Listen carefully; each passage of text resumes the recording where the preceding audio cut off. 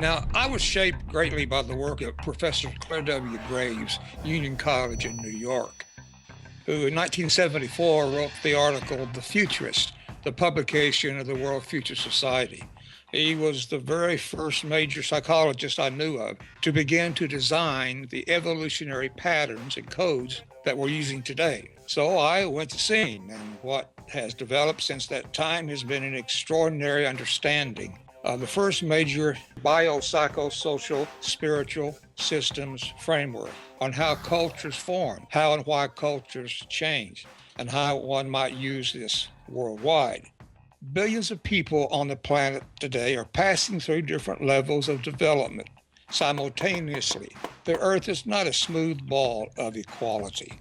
That's why there's an Arab Spring.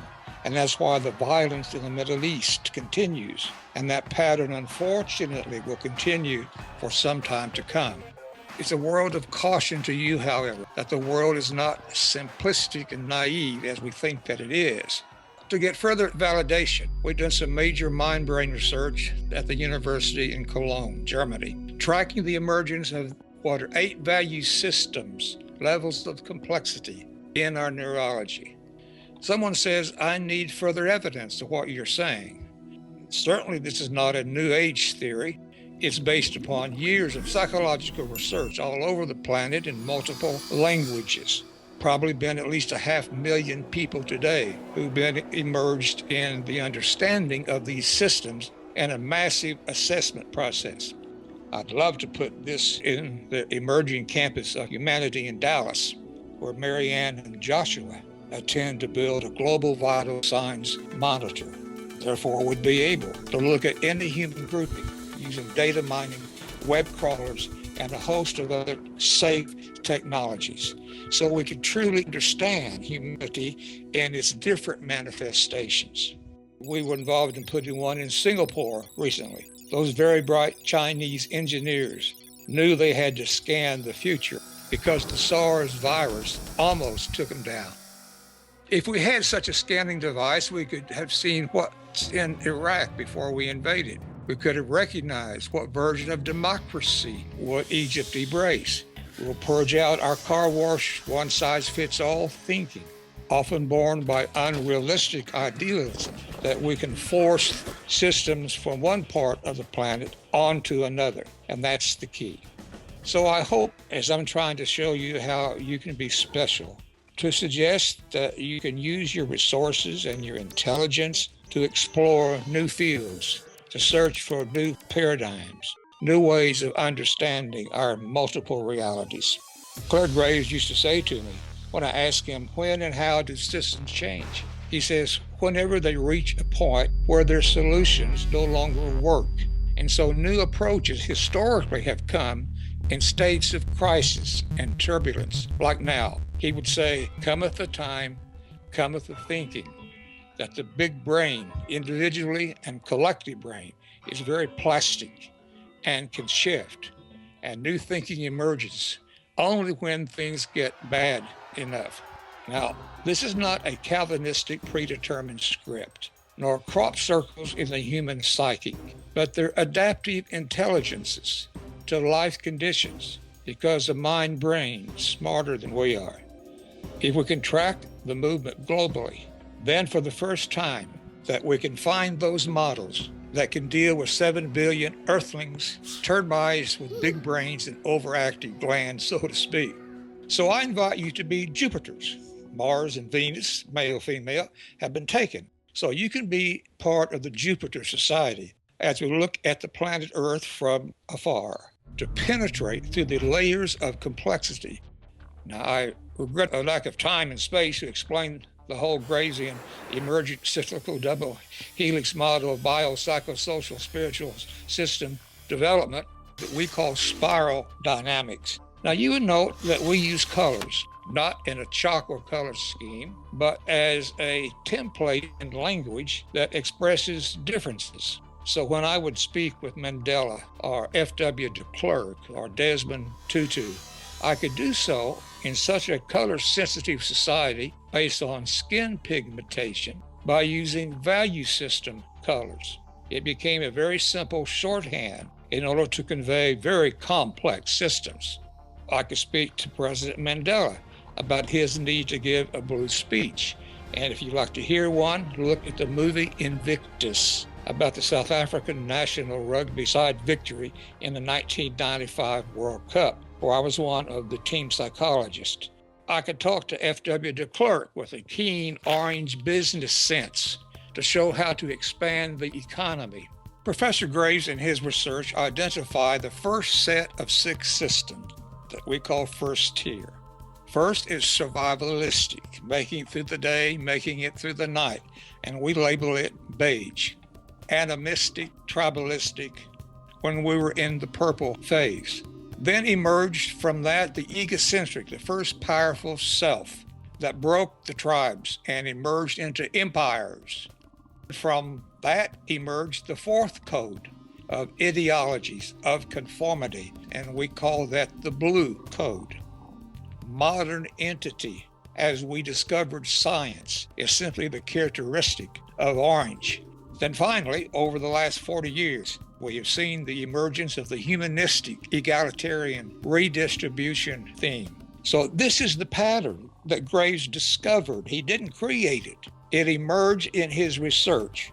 I can say that because there are billions of people that are passing through these systems simultaneously. The whole Middle East is moving out of a purple, tribal, red, egocentric, testosterone levels, high demonstrations, easy to trigger violence. So our State Department would send people out from our orange 5th level materialistic or human rights driven system into cultures that cannot support those beliefs.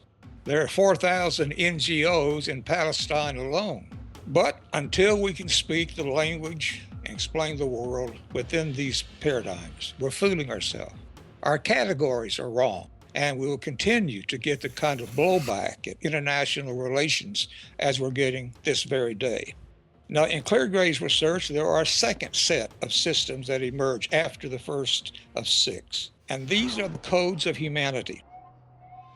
The fact that there are billions of people moving vertically from animistic tribes in Kenya through egocentric conflicts in Afghanistan, emerging new versions of absolute truth who are now willing to die for their cause and declare the rest of us to be infidels. These systems are moving through the world's population. We're nowhere near the kind of enlightenment that we had hoped for and experienced. So I'm going to send you out to battle. I'm going to give you a shield to protect yourself. I'm going to warn you in terms of strategy so that you will know when to hold them, when to fold them, when to walk away, and when to run like hell. Because you'll need all these skills, and for God's sake, don't drink any purple Kool-Aid. I'm also the advocate of a new kind of foundation. My first experience was with Dr. Ken Salyer, who separated the Egyptian conjoined twins at the head in Dallas. Maybe you recall that wonderful surgery that my good friend Ken performed. I helped set up his first foundation, the Craniofacial Foundation, using the 7th yellow system code around a new kind of foundation. It takes a master code to sort out this global Rubik's Cube.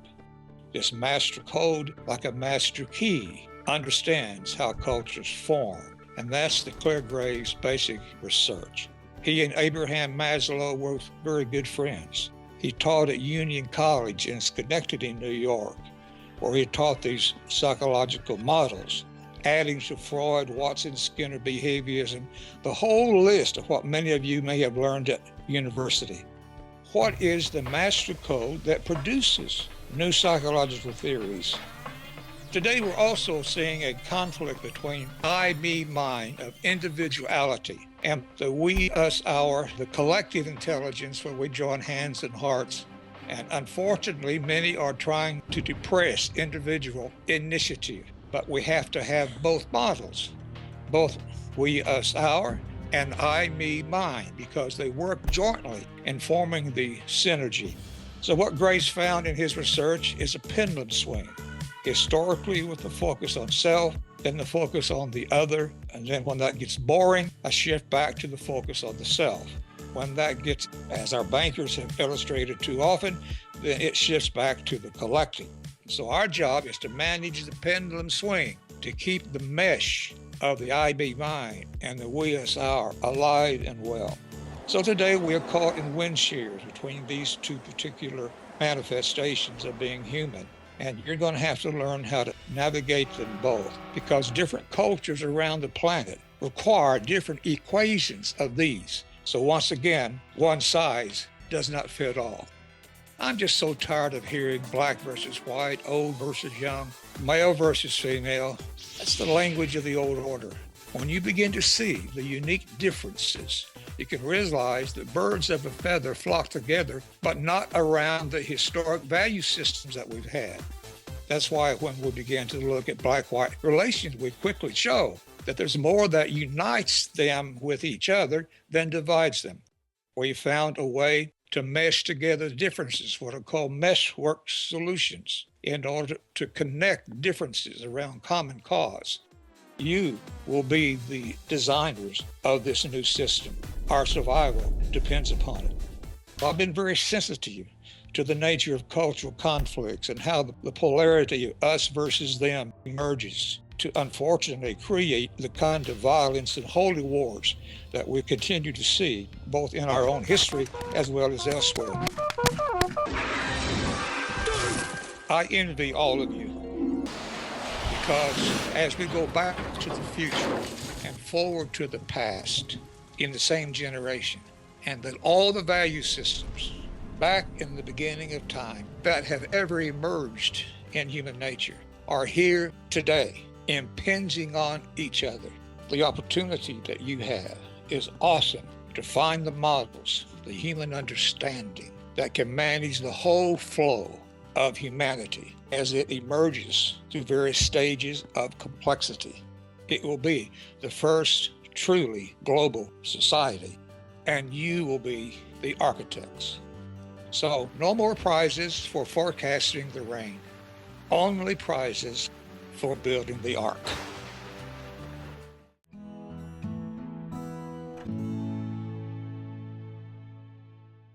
Would you like to have evolutionary eyes and see the whole story of creation in 1 minute? Well, here it is. You see that spiral and the wheel? It starts with the glow, with the origin of creation, the infinite, the mind of God, the universal intelligence. And you see coming out of that tremendous mystery a jump, energy, matter, life, animal life, human life. You see it going around every turn of the spiral. And here's what you discover when you look at it. Every turn of the spiral leads to more consciousness, more freedom, and more complex and loving synergistic order, as from single cell to animal to human to you and me now. And then look at the wheel. It's our turn on the spiral. I think it started in 1945 when the US dropped the first bombs on Japan. Suddenly, we had powers of gods, but we were not good gods. That turn on the spiral we call the wheel of co-creation. If you look at it, you'll see right at the hub of the wheel, the core of the spiral is coming through our hearts. It's a new sacred space in evolution. And when you look at those sectors, which you'll describe later, every sector is some human endeavor. Health, education, economics, science and technology, and they're filled with projects that work in every field. And while systems are breaking down everywhere, they're also breaking through. The wheel of co-creation is going to help us connect that which is working and see the emerging world in our midst. And when we see it as the next turn on the spiral, and we realize that every one of us is part of that turn on the spiral, we get animated by our own vocation.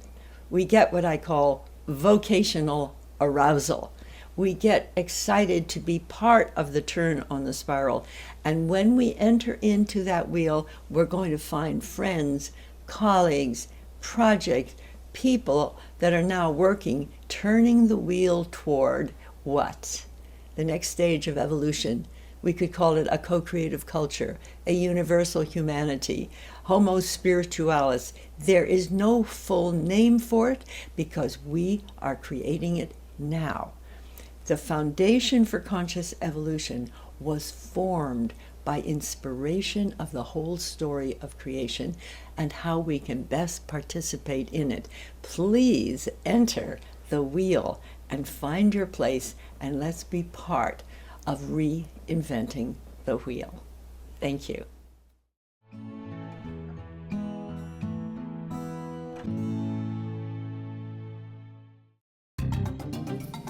As many are aware, Dr. Beck's work, based on the spiral dynamics patterns of humanity's sociological development discovered by Dr. Clare W. Graves, can identify what influences are at work in a given society, thereby revealing what kind of solutions will have the greatest chance of having a pragmatic, measurable, positive impact. Meanwhile, Barbara Marx Hubbard's process, the wheel of co-creation, is able to sift through a given community to first identify those with solutions most relevant to the community's shared needs, and then sift again to identify those with a predisposition for active collaboration. These two brilliant leaders within the integral community are combining their methodologies with the help of engineers Dr. Kevin Kells and Juan Kaiten, to create a process that will help any community, local, national, or international, be able to strategically move closer to achieving the United Nations Sustainable Development Goals. This is highly significant, as while there are many technologies and methodologies for collecting data, there is very little that can reveal the interrelationship and influences the various data have on each element of a given society and our species at large. One of these will be located on the Memnosyne Institute's Campus for Humanities Center for Outreach, which will also offer offices for the Club of Budapest Americas, Centers for Human Emergence, and the Foundation for Conscious Evolution, so that the integral community at large can have access, study, provide feedback, and utilize information which will be projected in a hologram format in the building designed by architect Keith Critchlow.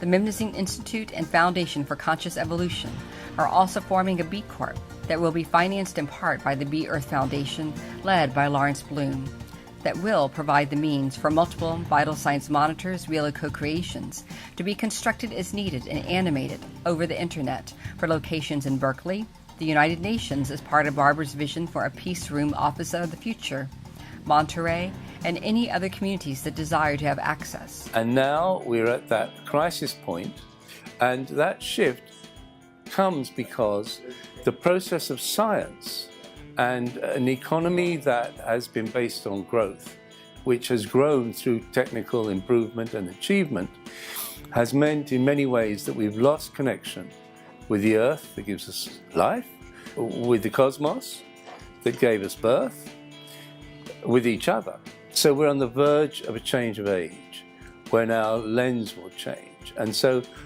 what enthuses me is I'm both an observer and a participant of the shift.